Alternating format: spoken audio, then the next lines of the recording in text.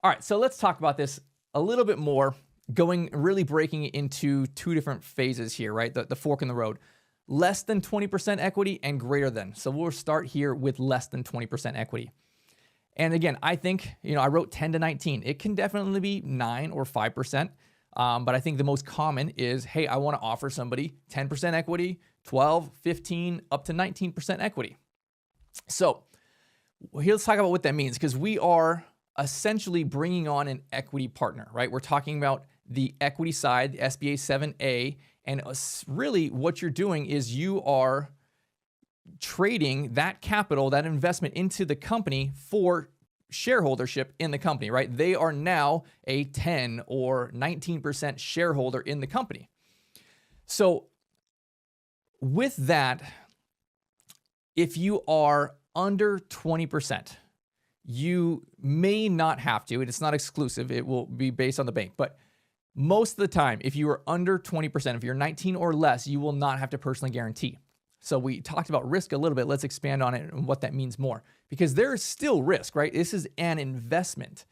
And if they put in $300,000 and you said, hey, you're going to be a 15 or 17% equity shareholder in the real estate company and perhaps also the operations company, we'll talk about that more, then really what their risk is limited to is that cash that they put in.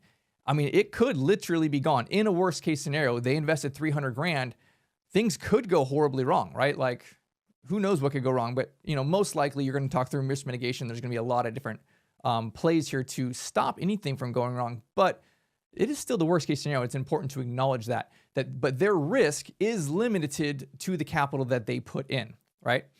They're not opening a door. They're not signing a piece of paper saying, hey, after that, if we sold the property and it's still not enough to cover the debts, then you can come after my personal assets. That's not what they have done. They have not signed that piece of paper, but you as the deal creator, you have signed that piece of paper.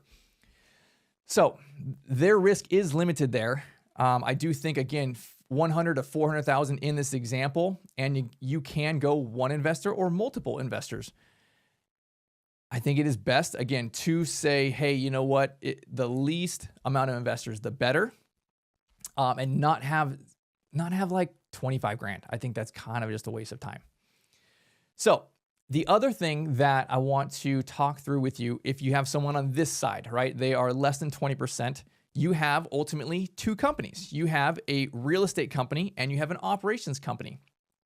And again, if you're going through SBA 7A, when you go to sign the loan docs, they're tied together, right? You're going to be signing on the same docs. It's going to be signing as the manager for the operations company and the manager for the real estate company on the same docs. Both entities are borrowing it because you are borrowing money on the real estate side and on the operations side. You're literally borrowing money for furniture and for working capital and for lots of different things, right? For literally interest while you are, you're full, you're open, and you have possession of the property, your real estate, your operations company does, and you're not fully stabilized yet, right? Like, you're borrowing money on the operations company. That means that the operations company has to sign for it, right? So in that perspective, your partner, your shareholder, is also signing those loan docs on that thing. Now, it does not mean that they have to be equal. They do not have to be, if you said in this example, they're investing $300,000 and you're giving them 15% equity. It definitely does mean they have to be 15% equity on the real estate side. That is really the bank's collateral right there, right? That's what that means. That is there. They could be 15% on the operations company side. They could be higher. They could be lower, right? I think for a path of simplicity as a starting place, as you are kind of structuring your deal and saying, well, what box should I go to, 1, 2, or 3, which path? I would keep them the same. If you are less than 20%, I would keep it the same. If you're offering 15% equity on the real estate, I would also offer 15% equity on the operations company.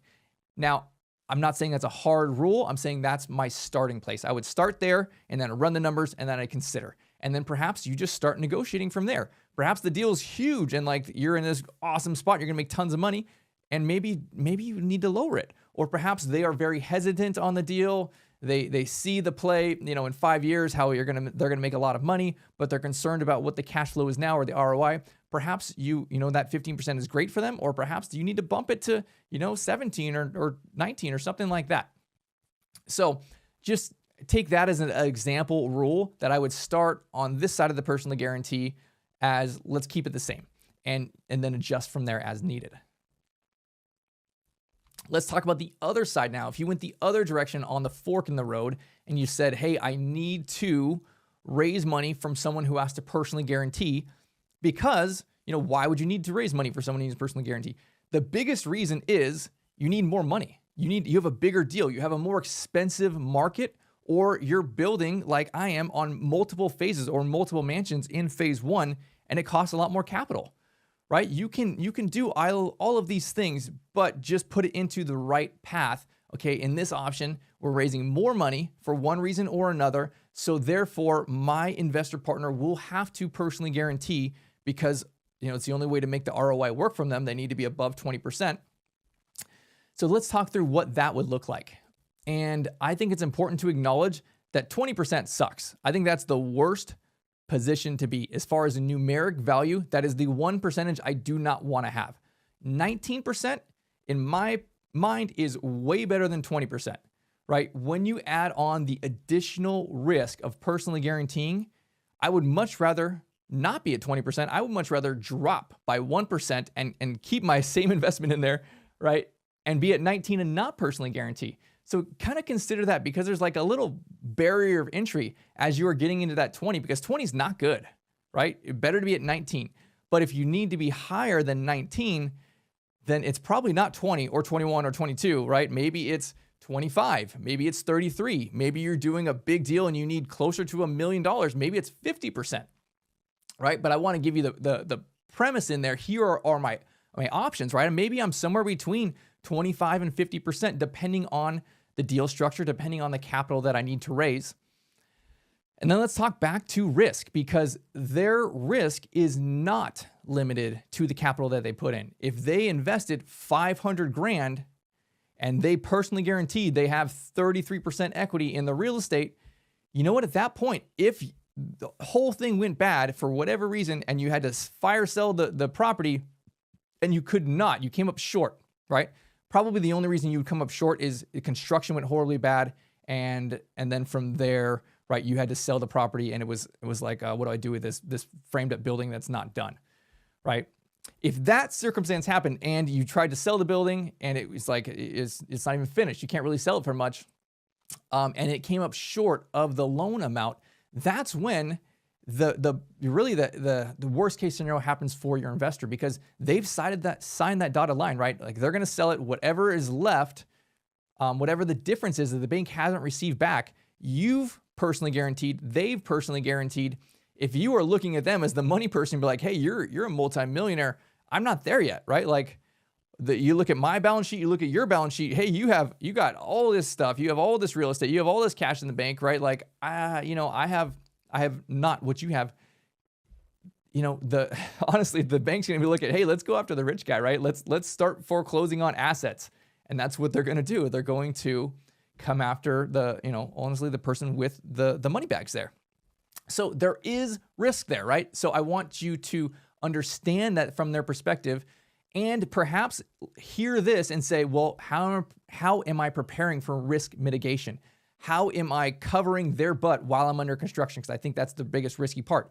And then from there, how am I filling the beds, right? Am I going through the strategic 20? Am I learning these things? Am I starting at the appropriate time?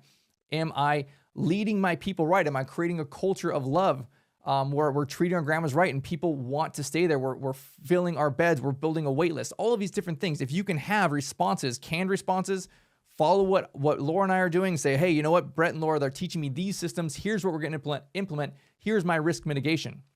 Same with the builder, right? That's why it's super important that you've vetted the builder. You have gone through X, Y, and Z, that the bank vets the builder as well. So risk mitigation is important.